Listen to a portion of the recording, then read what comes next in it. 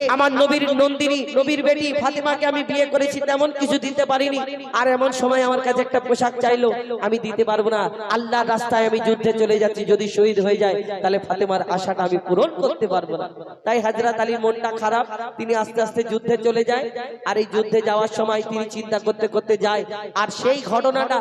ছোট্ট ছোট্ট ইমাম হাসান ইমাম হোসেন এই কথাটা গিয়ে আমার দয়ার নবীর দরবারে গিয়ে পৌঁছে দেয় নানা গো আমার আব্বার মনটা খারাপ ছিল এই কথাটা যখন শুনলেন আমার নবী তিনি হাউ হাউ করে কাঁদে আর মনটা তার বড় খারাপ কি ঘটনা হয়েছিল কবি ছন্দের মাধ্যমে অতি মূল্যবান কথা লিখছে দেখুন এই স্বামীকে কষ্ট দেওয়া স্বামীর মনে দুঃখ দেওয়া এই আমার দয়ার নবী সেই মহিলাদের জন্য কি বলেছেন মন দিয়ে শুনতে হবে এখন কিছু যদি স্বামী কিছু কিনে দিতে দেরি করে বাপের বাড়ি ফোন করে বলে একটু গলায় কলসি ঢুকিয়ে আমাকে মেরে ফেল দিতে পারতে খালি আমাকে এই শ্বশুর বাড়ি বিয়ে দিলে কেন সারা জীবন একটা ছেলে সারা জীবন খেটে তার জীবনটাকে পাপড় ভাজা মতো করে দেয় আর শেষে তো একবার ঝামেলা হলে স্ত্রী কি বলে জানে ছোট্ট একটা কথা তুমি আমাকে কি দিয়েছো সারা জীবন একটা কথা বলে এই যে ছোট্ট কথাটা কত কষ্ট লাগে স্বামীর মনেতে আঘাত লাগে এই যে কষ্টটা যখন ভিতরে লাগে আপনি বুঝতে পারেন না যখন ভিতরে গুড়গুড় করে আওয়াজ হবে খুব অত্যাচার হবে তখন মনে করে আল্লাহকে একবার ছাড় দাও স্বামীকে পা জড়িয়ে ধরে পড়ে থাকবা জীবন কোনোদিন আমার স্বামীকে কষ্ট দেবো না আল্লাহ তোমাকে পাঠাবে না পাবে না কবি ছন্দের মাধ্যমে সেই সম্পর্কে অতি মূল্যবান কথাই লিখছে দেখুন স্বামীর মনে মা বোনেরা ব্যথা দিও না আমার নবীর ঘোষণা ঘটনা শোনো মা ফাতেমা ঘটনা শোনো মা ফাতেমা স্বামীর মনে মা বোনেরা ব্যথা দিও না আমার নবীর ঘোষণা ঘটনা শোনো মা ফাতেমা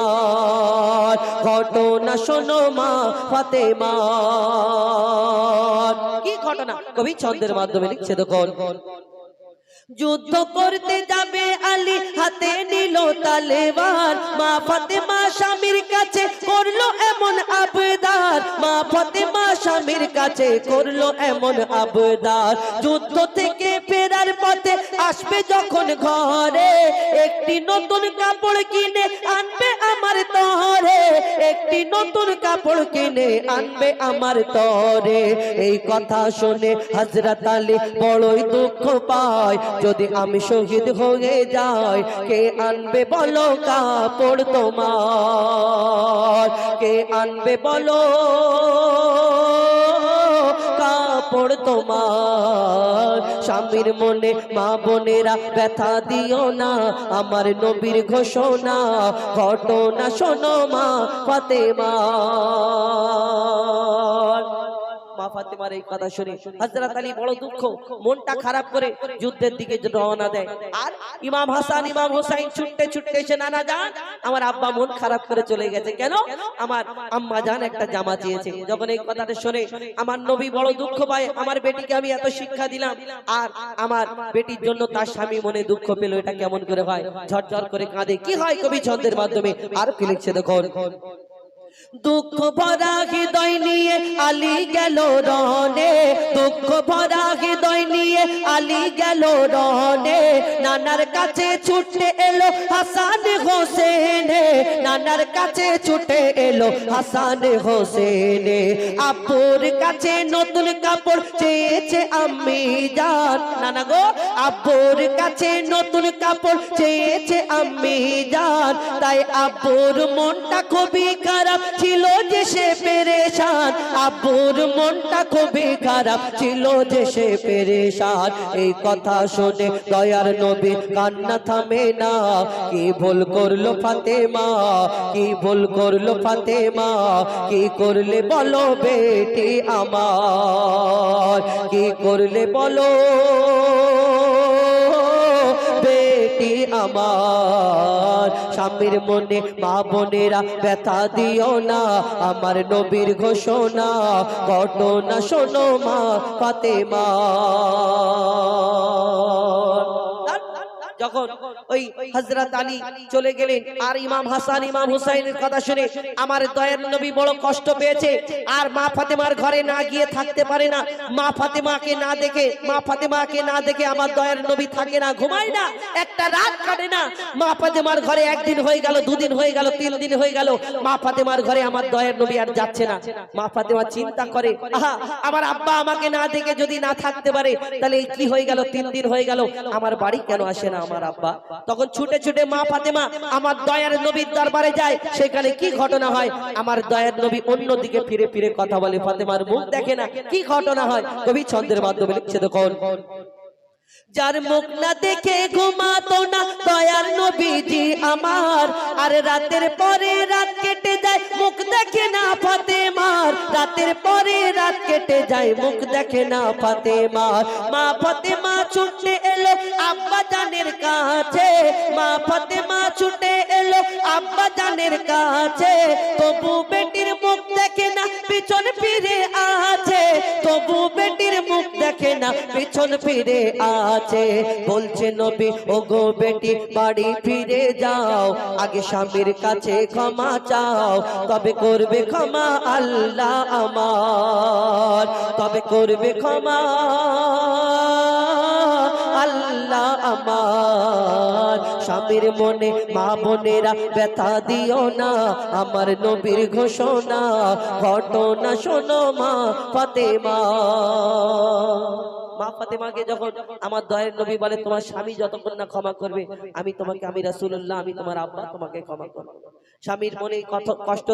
কষ্ট দিয়েছে হয়তো তুমি, তাই হযরত আলী সেই দুঃখ নিয়ে যুদ্ধে চলে গেছে। মা ফাতেমা কাঁদতে কাঁদতে ঘরেতে ফিরে আসে। আহা আমার স্বামী কখন আসবে, আমি যতক্ষণ না তার কাছে ক্ষমা চাইবো আমার মনেটা শান্তি মিলবে না। মা ফাতেমা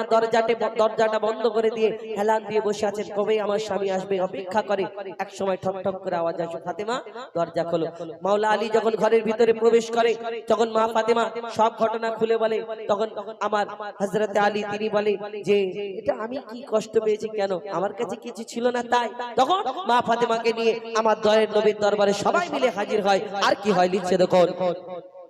যুদ্ধ হতে হযরত আলী এলো যখন ঘরে, যুদ্ধ হতে হযরত আলী এলো যখন ঘরে, যুদ্ধ হতে হযরত আলী এলো যখন ঘরে, চাইছে ক্ষমা মা ফাতেমা পা দুটোকে ধরে, চাইছে ক্ষমা মা ফাতেমা পা দুটোকে ধরে, ক্ষমা করে দাও গো মোরে আর করব না এমন ভুল, আর তোমার মনে ব্যথা দিলে ব্যথা পাবে খোদার রাসূল, স্বামীর মনে ব্যথা দিলে ব্যথা পাবে খোদার রাসূল। আলী ফাতেমা হাসান হোসেন নবীর কাছে যায়, নবী মোর দেখে শান্তি পায়, এমন ভুল কখনো করো না গো আর, এমন ভুল কখনো করো না গো আর। স্বামীর মনে মা বোনেরা ব্যথা দিও না, আমার নবীর ঘোষণা ঘটনা শোনো মা ফাতেমা। শেষ কবির মনের ফরিয়াদ। মা ফাতেমা যখন এই কষ্ট দিয়েছিল, তাই এই দুনিয়াতে স্বামীর মনে যেই নারীরা কষ্ট দেবে দুঃখ দেবে তার জন্য আল্লাহ রাসূল কি বলে গেছেন মন দিয়ে শোনো, লিখছে দেখুন। বলছে নবী আল আরাবি শোনো বেটি ফাতেমা, বলছে নবী আল আরাবি শোনো বেটি ফাতেমা, আলী যদি আজ তোমাকে না করি তো ক্ষমা, তোমার স্বামী যদি আজ তোমাকে না করি তো ক্ষমা, আমি তোমার আব্বা তোমার জানাজা পড়তাম না, আর স্বামীকে যে দুঃখ দেবে আমি তাকে চিনব না, স্বামীকে যে দুঃখ দেবে আমি তাকে চিনব না। কেমন শিক্ষা দিয়ে গেল নবী দো জাহান, শুনে রাখ মঈদুল ইসলাম, ভুলছিল না মা ফাতেমা, ভুলছিল না মা ফাতেমা। স্বামীর মনে মা বোনেরা ব্যথা দিও না, আমার নবীর ঘোষণা ঘটনা শোনো মা ফাতেমা, ঘটনা শোনো মা ফাতেমা।